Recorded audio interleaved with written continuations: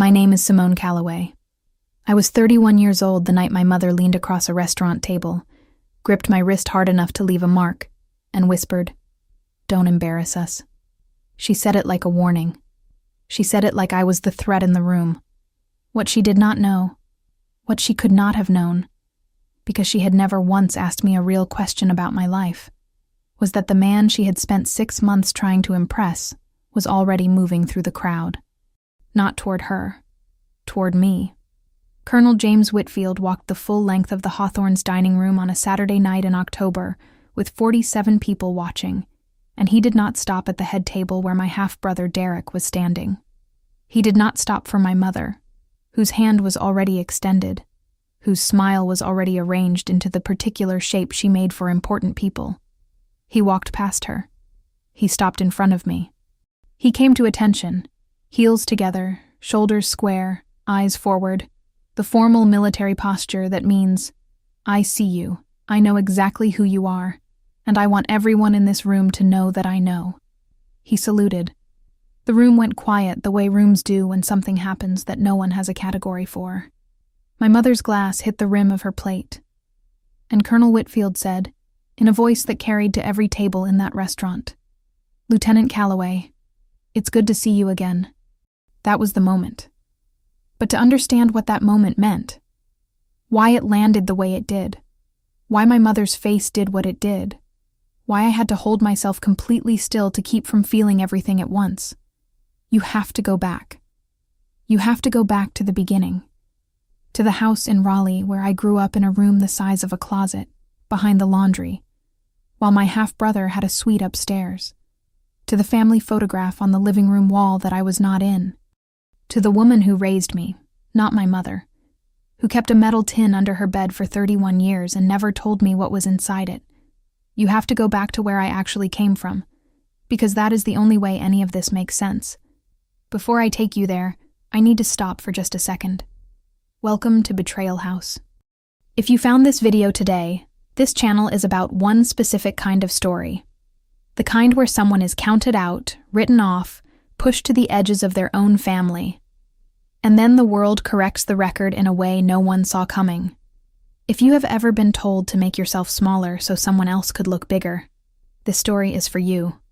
Hit the like button right now. Subscribe if you're new. Because what I'm about to tell you took 31 years to build, and I am not going to rush through a single second of it. Let's go back. Jacksonville, North Carolina. June 2015. The air outside the ceremony hall at Marine Corps Base Camp Lejeune is thick in June. Not uncomfortable thick, purposeful thick. The kind of air that smells like pine resin and red clay and something industrial underneath. Oil or rubber or machinery. The smell of a place that exists to make people ready for hard things. Inside that hall, 200 people watched a commissioning ceremony. That's the moment when a Marine Corps officer candidate receives their rank. When everything they have spent years working toward collapses into a single instant, a bar pinned to a collar, a name called out loud in front of everyone who came. I looked out at those rows of chairs from the stage.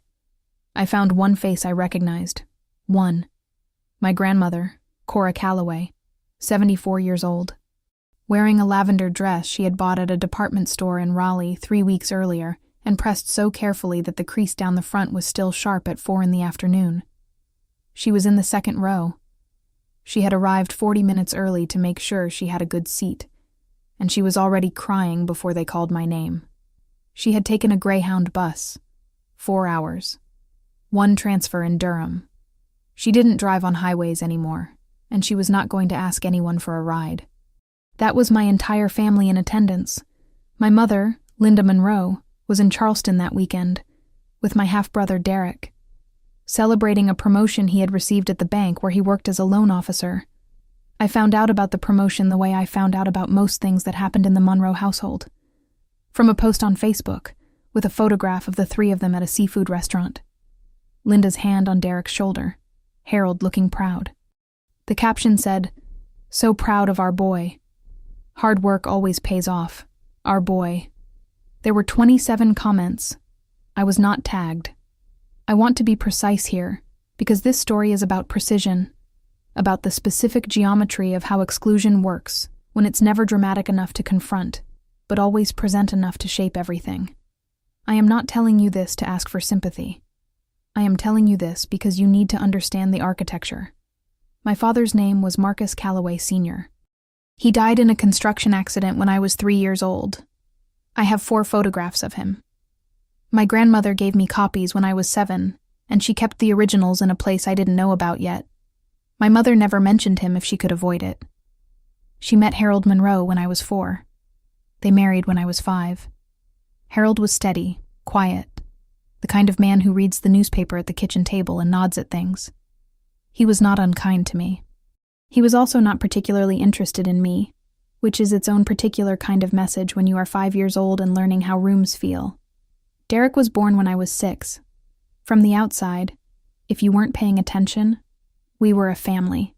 Linda, Harold, Derek, Simone. 4 people in a 3-bedroom house in a suburb of Raleigh with a clean front yard and a mailbox with the name Monroe on it in stick-on letters. If you were paying attention, you saw something else entirely. Derek's room was at the top of the stairs, the largest bedroom in the house, with 2 windows that looked out over the backyard, and a ceiling fan that he picked out himself at a hardware store when he was 8 because his mother asked him what he wanted. He had a desk and a bookshelf and a television. When the carpet in his room started looking worn, they replaced it. New carpet, the kind you sank into a little when you stepped on it. My room was on the 1st floor, behind the laundry room, in a space that had been converted from storage by Harold putting up drywall and adding a window the approximate size of a legal pad. The window faced the side of the neighbor's garage. The carpet was the original conversion carpet. Industrial gray, low pile, the kind of material selected not because anyone thought about it, but because it was there. It was never replaced. I want to stay on this for just a moment longer, because I know someone watching right now is tempted to think, "Carpet is carpet, Simone. Don't make it bigger than it was." And I want to say to that person, you're right. Carpet is carpet. But carpet is also a decision. Replacing one child's carpet and not the other's is a decision. It happens in a moment. Someone notices the wear. Someone picks up the phone. Someone picks a color. And it is over in an afternoon. And no one ever thinks about it again. Except the child whose carpet was not replaced. That child thinks about it every single morning when she gets up and puts her feet on the floor. Not with resentment, eventually, but first with a kind of low, chronic wondering. The kind of wondering that, over years, calcifies into understanding. I understood by the time I was 9. The Monroe family took vacations. Disney World when I was 9, the Outer Banks when I was 11, a ski trip to West Virginia when I was 13. I have photographs of these trips, not because I was in them, but because they appeared on the Monroe family calendar in the kitchen, printed at the pharmacy, the 4 of them in coordinating jackets or swimsuits or Mickey Mouse ears. 3 of them. The calendar always said 3. During those trips, I stayed with Grandma Cora. My mother told people, when it came up, that I was more comfortable at my grandmother's. She said it easily. The way you say something you have rehearsed until it no longer sounds rehearsed. She said it to Harold's colleagues when they came for dinner. She said it to the neighbors.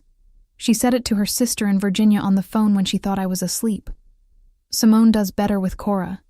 She's just more comfortable there. I heard her say it through the wall once when I was 10. I lay in my bed on the industrial gray carpet floor, listening to the laundry machine turn one room over, and I thought, she's right. I am more comfortable there. What she didn't understand, what I didn't fully understand until I was much older, was that I was more comfortable there because Grandma Cora's house was the only place I had ever been seen. Cora's house in Raleigh was a small craftsman on a corner lot with a front porch that caught the evening light. It smelled like lavender oil and fried cornbread, and the particular mustiness of a house where someone has lived well for 50 years. She kept a radio in the kitchen that played gospel on Sunday mornings, and jazz on Saturday afternoons, and the news at 6 on weekdays. She had a vegetable garden in the back that she tended with a precision that I recognized later as the same precision she brought to everything. Deliberate, unhurried, outcome-oriented. She had a metal tin under her bed. A cookie tin, originally. The kind you see at Christmas, with a winter scene on the lid. The lid was dented. When I asked her about it, she said it was important and she was keeping it safe. She would not say more than that. I didn't push. Grandma Cora was not a person you pushed.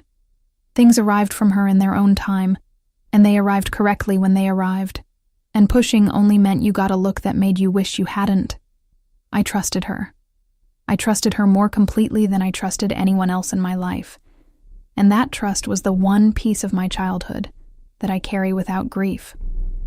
The Monroe house had a family portrait on the living room wall. Professional photographer, coordinating outfits.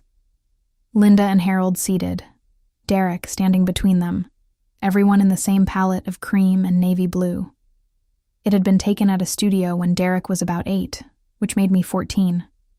I was not in it. I was 14 years old and I was not in my family's portrait. When Linda's friends came over and looked at the wall, she would gesture at the photograph and say, "That's just the 3 of us." Simone spends more time with her grandmother. She's always been closer to that side. That side, my father's side. The side that didn't have a surviving member except a 70-something woman in a craftsman house with a dented tin under her bed. My side.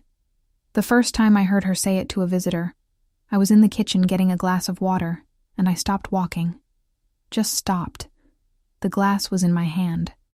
I stood there and listened to my mother explain my absence from a photograph taken in a studio 2 miles from the house where I slept and ate and did my homework. I drank the water. I went back to my room.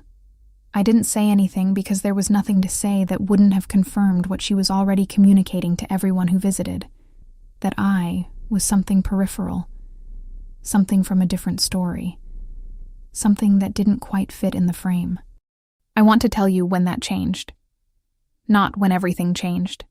That came later, in a restaurant on a Saturday in October, but when something shifted inside me, when I stopped being peripheral in my own understanding of myself, even if I remained peripheral in theirs. Junior year of high school, career week. A recruiter from the Marine Corps came to our school on a Tuesday and set up a table in the gymnasium with brochures and a pull-up bar demonstration and a presentation that I sat through without expecting much. He said a lot of things I don't remember, and then he said one sentence. He said, "The Corps doesn't care who your parents are." He moved on immediately. It wasn't a moment for him, just a line in a presentation he'd given 100 times. He was already talking about physical fitness requirements. I wrote that sentence in the margin of my notebook. I did not erase it. I did not erase it for 3 years. The school had an ROTC program, Reserve Officers Training Corps, which in practical terms means a military leadership and training program that meets after school, involves physical conditioning and instruction in leadership and navigation and military structure, and for students who commit to it fully, provides a path toward officer commissioning after college. It looks, from the outside, like a club. I signed up the following week. I did not tell Linda. Not because I was hiding it, exactly, but because Linda did not ask about my after-school activities in a way that required a real answer. When she asked how school was, the word she was waiting for was fine. I told her fine. The rest of it was mine.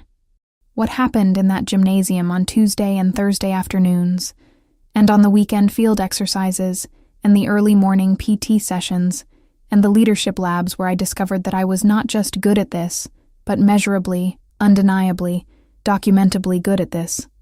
That was mine.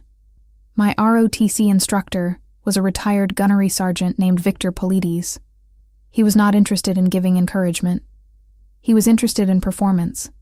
He graded on execution, not effort, and he told us this on the first day in a tone that made clear he expected us to find it liberating rather than harsh. I found it liberating. By the second year, I was leading PT rotations. By the third year, I was the training officer for junior cadets.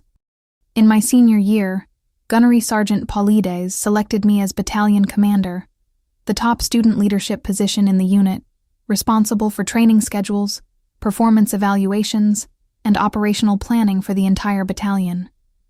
I was 17. I applied for an ROTC scholarship to NC State the same semester. Full scholarship, tuition, room, books, and a housing stipend, in exchange for a commission as a Marine Corps officer after graduation. The selection process included a physical fitness test, a board interview, academic review, and a leadership assessment. I filled out the application at Grandma Cora's kitchen table on a Sunday afternoon in October. She brought me sweet tea and a plate of biscuits and did not ask a single question, which was exactly what I needed. I received the scholarship in January. I told Linda on a Tuesday evening while she was making dinner. I said, "I got a full scholarship to NC State. I'm going to commission into the Marine Corps after I graduate." She turned from the stove. She said, "You joined the military?" I said, 4 years ago. She looked at me for a moment with an expression I could not entirely read. Something between surprise and the particular discomfort of realizing you don't know something about your own child that you probably should. Then she turned back to the stove. That was the conversation. 4 years of training, mentioned once, generating a single exchange of 4 sentences, and then dinner was ready and Harold came in from the garage and Derek came down from his room and the Monroe household returned to its normal order of things. I ate dinner. I went to my room. I looked at the window the size of a legal pad. I thought, 4 more years, and this room will be someone else's problem. NC State, 4 years. ROTC Battalion, Logistics and Organizational Management. The science of moving people and resources through complex systems efficiently and under pressure. It turns out that what I had been doing instinctively since I was 17, reading a room, identifying who had what, figuring out how to get the right thing to the right place with the least friction, had a formal name and a dedicated academic discipline. I was good at it in a way that felt less like talent and more like recognition, like meeting a language you'd been speaking all along without knowing it had grammar. I graduated with honors on a Thursday in May. I was commissioned as a second lieutenant of the United States Marine Corps, 11 days later in a ceremony at Camp Lejeune. Grandma Cora took a Greyhound bus from Raleigh. 4 hours. 1 transfer. Lavender dress. 2nd row. Crying before my name was called. My mother was in Charleston with Derek. I received my orders for Camp Lejeune that August. First posting, logistics coordination. I reported in, moved into base housing, and began what would become 8 years of work that I will summarize this way. I was good at my job, I got better at it every year, and the record of that progress existed in formal documents that were filed in official systems and reviewed by people with significant authority. The Marine Corps, as the man in the gymnasium had promised, did not care who my parents were. In 2022, I received the Meritorious Service Medal. That's a military decoration.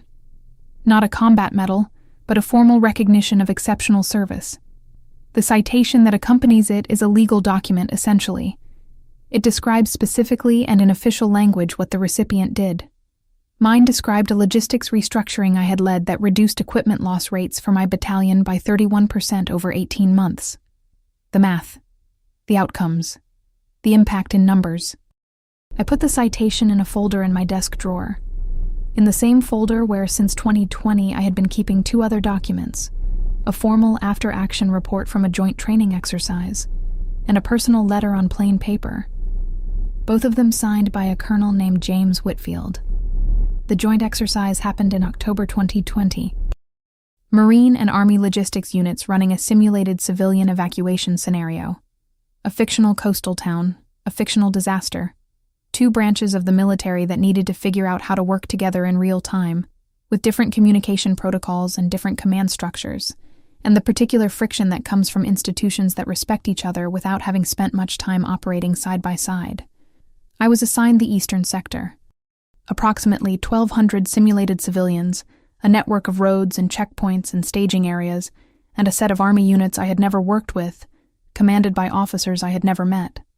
The officer commanding the northern perimeter, the sector directly adjacent to mine, the one I needed to coordinate with most, was a colonel from the Army's Logistics Command.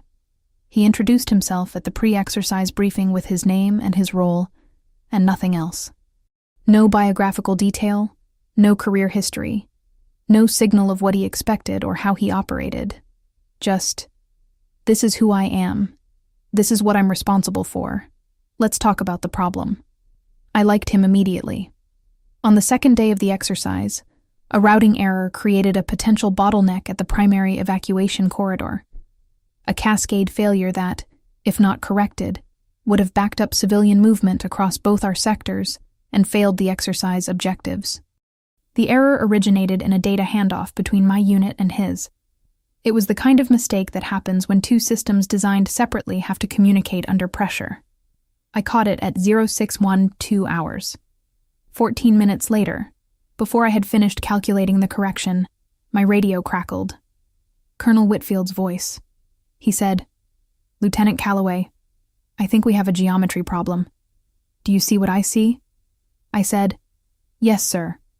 Eastern Corridor secondary route, rerouted north by 2 grid squares, clears the bottleneck before your northern checkpoint hits capacity. 3 seconds of silence. He said, "That's exactly right. Make it happen." We corrected the route. The exercise concluded successfully. At the after-action review, Colonel Whitfield described the corridor adjustment to the full group and attributed it, specifically by name, to coordination between his unit and mine. He did not have to do that. He did it anyway. 3 weeks later, I received the formal after-action report. My name appeared in the commendation section. The phrase was, "Exemplary leadership under pressure." It was filed with both units' command structures, which meant it existed permanently in my service record. Separately, by regular mail, I received a letter, not a form letter, not a forwarded document. A personal letter on plain paper, in handwriting that was deliberate and careful, the print of someone who learned to write before keyboards and still took it seriously. I will not quote it in full, but the last line said this: "If our paths cross again, Lieutenant, the honor will be mine." I read it twice. I put it in the folder. I put the folder in my desk drawer. I closed the drawer. I went to make coffee and thought about whether to call my mother and tell her about the exercise, the commendation, the letter from a senior Army colonel who had gone out of his way to put my name in a formal record. I did not call her. She would not have asked the right questions. She never did. October 2023. My apartment in Jacksonville. 2 bedrooms, ground floor of a building 3 miles from base, smelling that particular afternoon like the sweet potato and thyme soup that Grandma Cora, now 80 years old, now living in the 2nd bedroom because she could no longer safely live alone, had been making since noon. I had moved her in the previous spring. I had not asked Linda if she wanted to take Cora in first. I thought about it for approximately 4 seconds and decided the question would be insulting to Cora. Linda had not offered. I was in the kitchen when my phone rang. Linda, first call in 3 months. She opened with the weather in Raleigh, which was her standard opening when she wanted something. After the weather, she told me that Derek had proposed to his girlfriend Cassandra. I had seen this on Instagram 3 weeks earlier. I had liked the post. I had not commented. "The engagement dinner is at Hawthorns," she said. "October 14th, in Raleigh. It's a very nice place, Simone. Proper occasion." "Okay," I said. "Cassandra's family is, well, her father is a colonel. Army, very decorated, very established, a serious person. It's that kind of background. Service, education, tradition. The kind of people who notice things." "I'm sure," I said. "I've arranged the seating. I'm putting you at table B near the back. It'll be quieter for you there. You know how these formal things can be. A lot of people you don't know. A lot of conversation it's just a more comfortable position. A more comfortable position. Table B near the kitchen." I said, "Okay." She said, "And Simone, please don't go into your whole work thing. The base stories, the training, all of that. These are civilian people. It doesn't translate. It makes conversation awkward." "I understand," I said. Then she said it. "Don't embarrass us." She said it the way she said everything that mattered to her, evenly, without inflection, in the tone of someone stating a fact rather than making a request, as if my potential for embarrassment was a known quantity, a documented risk, something that required management. I held the phone. 4 seconds. Then I said, "What's Cassandra's father's full name?" She said, "James Whitfield. Why? Do you know him?" I said, "No reason. I'll be there." I hung up. I stood in my kitchen. The soup was still going on the stove. The radio in Cora's room was playing something with a piano. Outside, a car passed on the street. Slow, no particular hurry. I went to my desk, opened the bottom drawer, took out the manila folder. I did not open it immediately. I held it for a moment, the slight weight of it, the institutional yellow of the paper, the fact that it had been sitting in that drawer for 3 years, waiting for a reason to matter in a context outside of my service record. I opened it. The letter was on top. Colonel James Whitfield's handwriting, plain paper. "If our paths cross again, Lieutenant, the honor will be mine." Below the letter, the after-action report, my name in the commendation section. Below that, the meritorious service medal citation with the logistics numbers, the 31%, the formal language of institutional recognition. I read the letter once. I closed the folder. I put it back in the drawer. I made a cup of tea. I sat at the kitchen table and I did not plan anything. I did not call Colonel Whitfield. We were not friends in that sense. We were 2 officers who had worked together professionally across branches and who maintained the kind of mutual respect that serious people maintain when they have seen each other perform well under pressure. Calling him to say, "Your daughter is marrying my half-brother and my mother told me to sit in the back," was not something I was going to do. I didn't need to. I knew what happened when James Whitfield walked into a room. I knew because I had watched him do it in an exercise tent in October 2020, and again at a briefing room in April 2021, and once more at a Veterans Logistics Symposium in September 2022, where we had spoken briefly in a hallway between sessions. He read rooms. Every time, without fail, he would walk in, and his eyes would move, and they would find the thing worth finding. I was going to make sure I was findable. The day before the dinner, I called Sergeant Major Denise Okafor. Denise had been the senior enlisted advisor in my unit for my first 3 years at Camp Lejeune. The Sergeant Major is the highest enlisted rank in the Marine Corps, and the senior enlisted advisor's role is essentially to be the conscience of a unit, the bridge between officers and the people they lead, the one who tells you what's actually happening when official channels would give you a sanitized version. Denise had done this for 22 years. She had seen things that would reorganize your understanding of human behavior permanently. She was retired now, living in Virginia Beach, and she answered her phone on the second ring. I told her about the dinner, about Linda, about Table B, about Cassandra Whitfield and her father. Denise was quiet for a moment. Then she said, "You're wearing the uniform." It was not a question. I said, "I was thinking about it." She said, "Simone, stop thinking. Listen to me carefully." I listened. She said, "You are not going to that dinner to make a point. You are not going to that dinner to prove something to your mother or win something over your brother. You are going to that dinner as a United States Marine officer attending a family event. That is the only thing that is happening. You put on the uniform because it is what you are, not because of what it will do to the room." She paused. "Now listen carefully.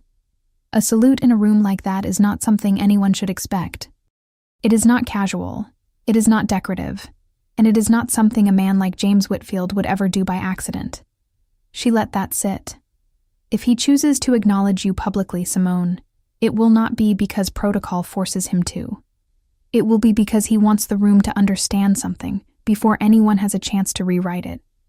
Men like him do not perform. They communicate." She paused again. "You do not need to arrange anything.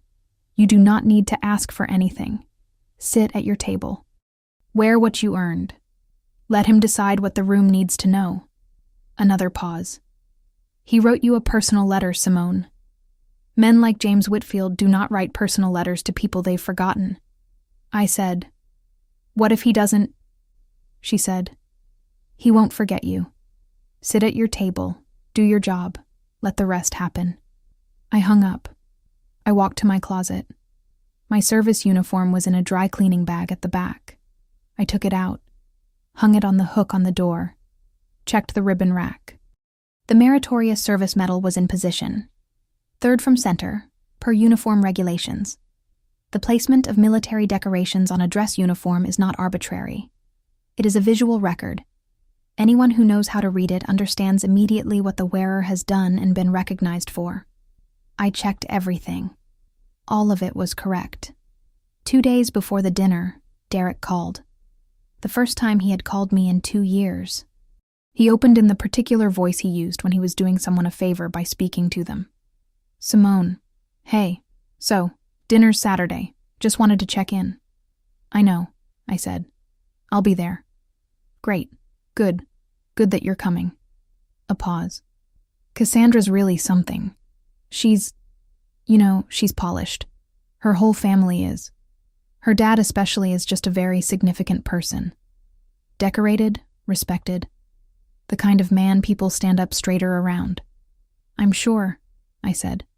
So I want tonight to go well, for her family, so I need everyone to be, appropriate.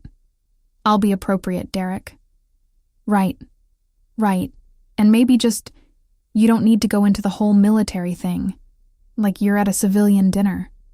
Nobody wants to hear base stories. It might make people uncomfortable. I said, why would it make people uncomfortable? He didn't have an answer for that. I said, Derek, are you asking me not to mention that I'm a Marine? Silence. The specific silence of someone who has been caught at something they were hoping to accomplish more subtly.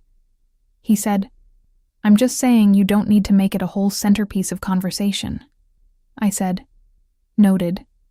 He said, and definitely, don't show up in the uniform, Simone.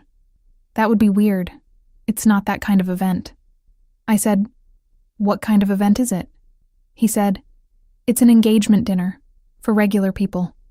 I held the phone. I said, I'll see you Saturday, Derek. I hung up. That night, at 11:47 p.m., my mother sent a text. Remember what we talked about. Table B, low key. I read it. I put the phone face down on my nightstand.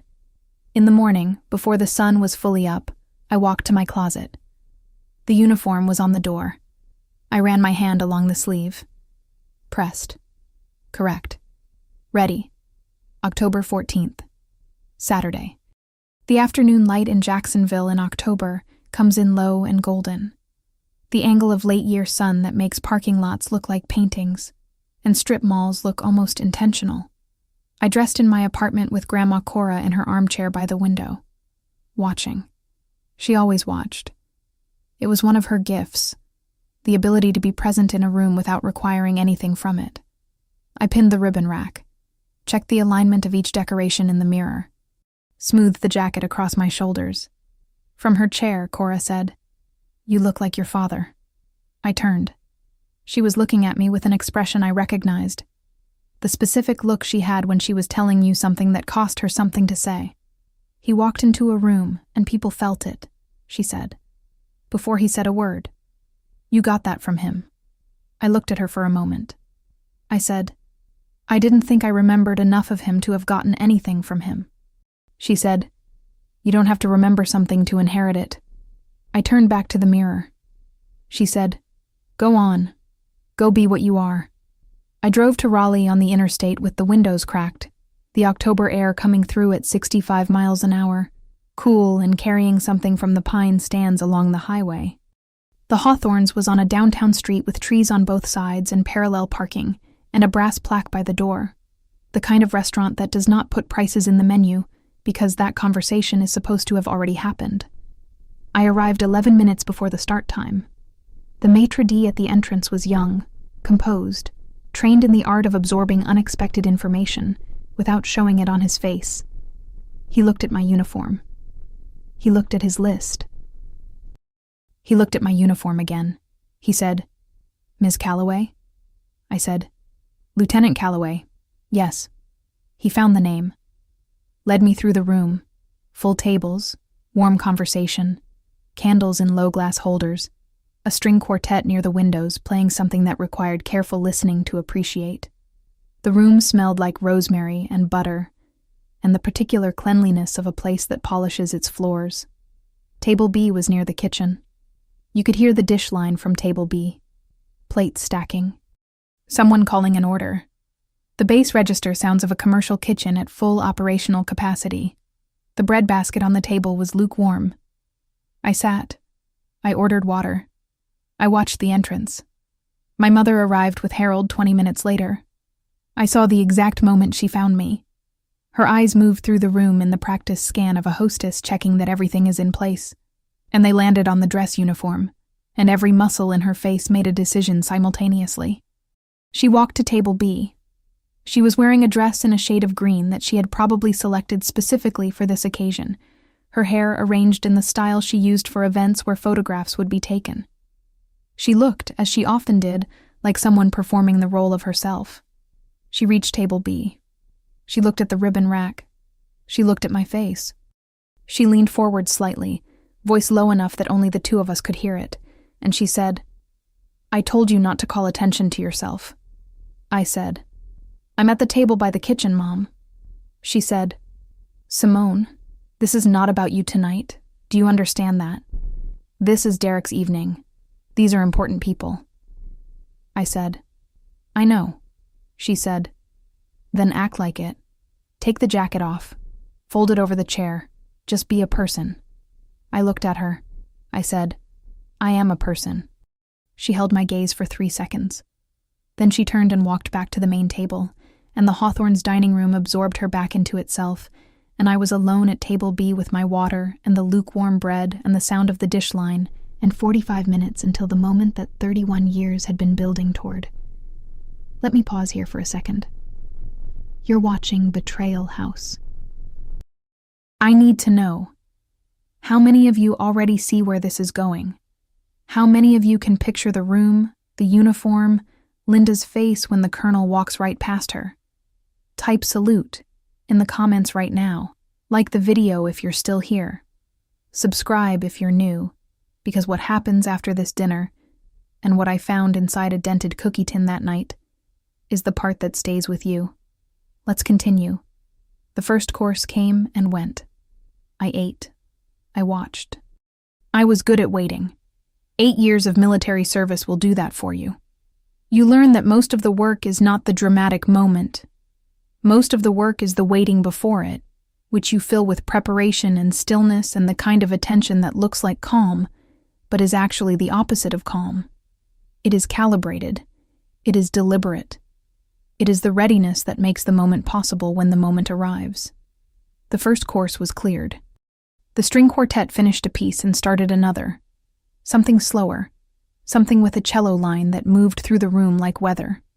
And then the main doors of the Hawthorns opened. Colonel James Whitfield walked in. Civilian clothes, a dark suit, no tie, a white shirt. The kind of deliberate simplicity that registers as authority in a room full of people wearing carefully selected accessories. His wife was beside him, smaller, warm-faced, the kind of woman who makes rooms feel safer by existing in them. She was already smiling at someone near the entrance. Derek went to meet them. He was performing, the elevated handshake, the slight forward lean of someone greeting an important person. And Colonel Whitfield responded with the kind of courtesy that functions as armor. Complete, appropriate, and entirely opaque. Then he did what he always did. He read the room. Eyes left to right. Slow, deliberate. The involuntary thoroughness of a man who has spent 30 years being responsible for the people around him, for whom reading a room is not a social skill, but a survival mechanism refined so far past conscious effort that it has become reflex. He stopped. His eyes were at the far end of the room. At table B. I was watching him when it happened, and so I saw the exact quality of the recognition. Not surprise, not the generic response of noticing something unexpected, but the specific and unmistakable look of a person who sees someone they know, and for whom that knowing carries weight. He said something to his wife. 2 sentences, maybe 3. She looked toward me. Her expression did what his had done. Recognition, and something warmer than recognition. Something that suggested he had told her about the exercise. about the corridor, about the letter. He touched her arm briefly. He began to walk, not toward Derek, who was still standing near the entrance with his hand slightly raised, not toward my mother, who had seen where the colonel's eyes had gone and was already in motion, already crossing the room with her hand extended and her smile arranged. He walked past my mother. I want you to understand what that looked like. Linda Monroe had spent 6 months planning this dinner. She had selected the venue, arranged the seating, chosen the centerpieces, coordinated the menu, spent 45 minutes on the phone that morning with the maitre d' about the timeline for the courses. She had dressed for this specifically. She had arranged herself, her family, her room, and she was walking toward the most important guest of the evening with her hand out and her name ready. He walked past her. He walked the full length of the Hawthorns' dining room, past the string quartet, which was mid-piece, and did not stop but seemed somehow to recede, past the tables of people who were already watching, because something about the way a man walks when he knows exactly where he's going will always draw attention. Past 46 people. He stopped in front of table B. He came to attention, heels together, shoulders squared, eyes forward. The position was not casual, not theatrical, not the kind of thing a man like James Whitfield did because he forgot where he was. It was military language, brought into a civilian room with absolute intention. No one in that room expected a salute. That was the point. He raised his right hand. He saluted. The room did not go silent gradually. It went silent in a wave. The tables near us first, conversations stopping mid-sentence as people registered what they were seeing and reached for a category and couldn't find one because most of them had never watched a full colonel bring that kind of military acknowledgement into a restaurant for someone sitting alone near a kitchen. And then the wave moved outward, and by the time the salute was fully held, the Hawthorns restaurant was completely, absolutely, ringing in your ears quiet. I rose from my chair. I came to attention. I returned the salute. "Colonel Whitfield," I said. "It's good to see you, sir." He said, "Lieutenant Calloway." He said my name the way he said everything, without performance, without inflation, with the simple precision of a man for whom words were tools, and wasting them was a kind of inefficiency. "You look well," he said. "Thank you, sir," I said. "Congratulations on your daughter's engagement." He said, "Thank you. I understand the groom is your brother." "Half-brother," I said. "Yes, sir."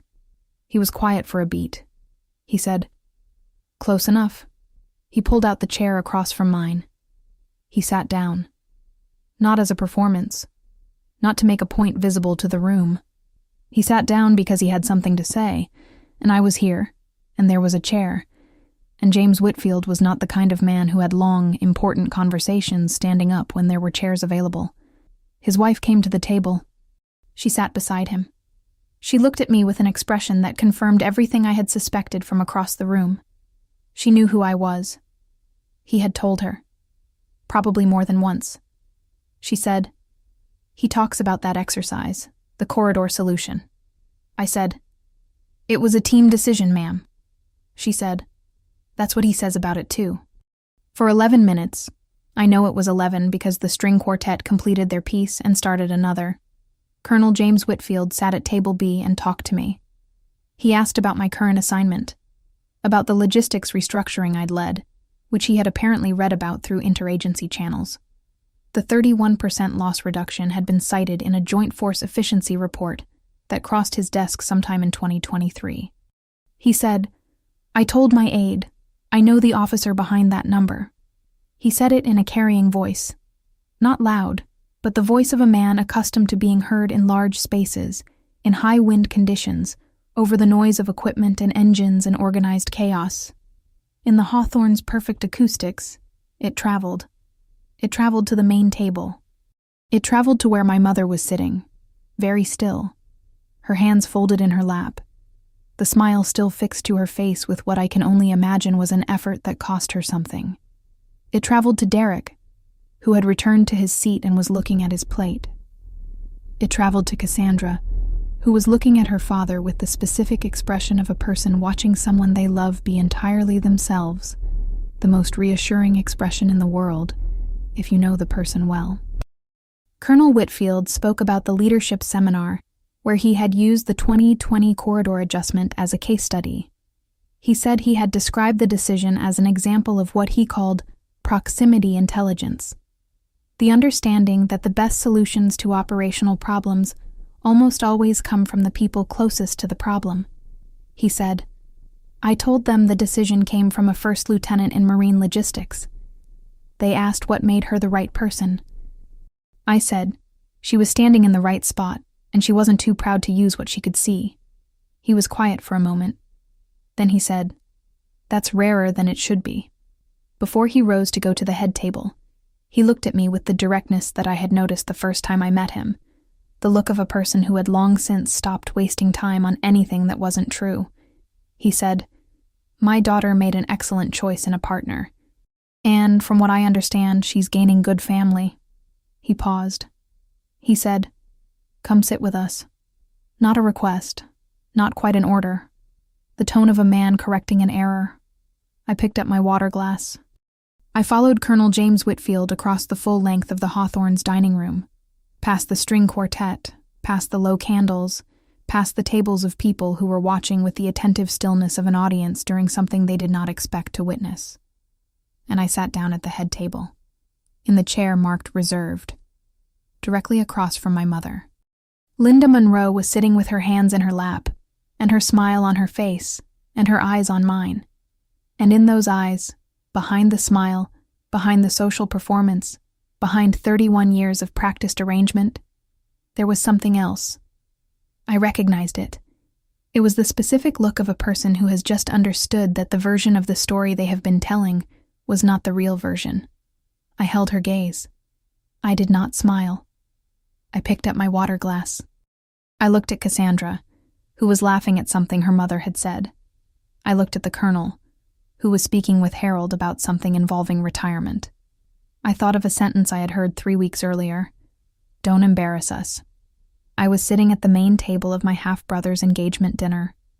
I had been publicly acknowledged by a senior Army colonel in front of 47 people. The story of the acknowledgement, the walk, the salute, the 11 minutes at table B, would be told at this table and at other tables for months. I had not embarrassed anyone. I had shown up, exactly as I always had. The difference tonight was that someone with enough authority had already decided to see me, and the room had decided to watch. The dinner ended the way significant dinners end.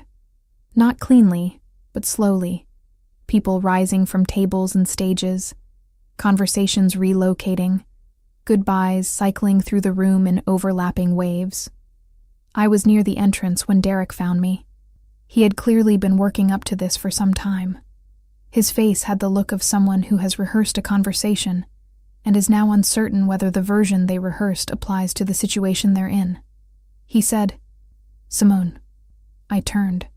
He said, "You could have told me." I said, "Told you what?"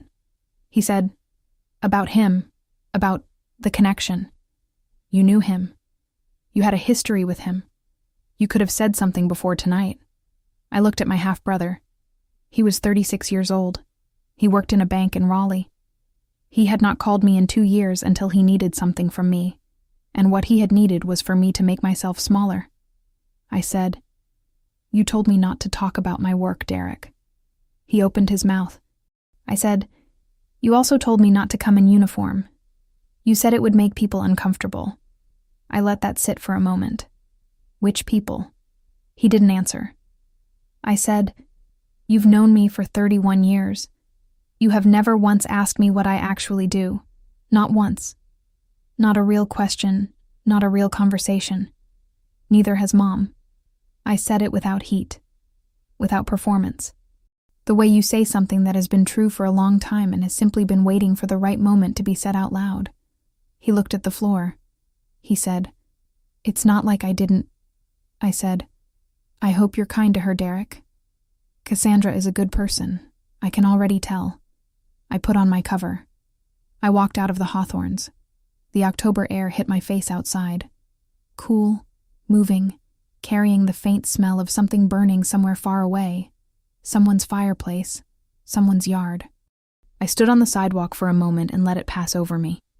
Cassandra found me before I reached my car. She came out quickly, like someone who had decided to do something and was doing it before she could reconsider. She touched my arm. She said, "My father doesn't do that with anyone. What he did tonight. I want you to know that.